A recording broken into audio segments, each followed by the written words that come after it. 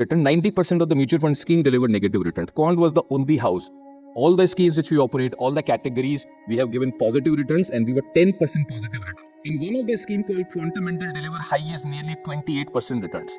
So if you really look at this, what we deliver in the difficult phase. So the dynamic style is not about we are the byproduct of the bull run. In bull market you do very well, in the bad market you do well. The most difficult market sector has been the BFSI. Banking has underperformed. HDFC Bank, ICICI Bank hardly deliver return, Kotak negative returns, despite the sector deliver negative return or flat return marginally. Okay, from June onwards when we launch our BFSI fund, it will deliver 61% return. Okay, the outperformance is as high as some 50% or 45%. So it's a very meaningful when the sector underperformed. Sector didn't deliver. Our BFSI fund has delivered. So the advantage of a thematic fund is high risk, yes.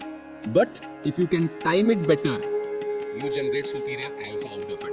And you look at all the categories which we did, all the scheme did extremely well. Look at 1 month, 2 months, 3 months, also 6 months.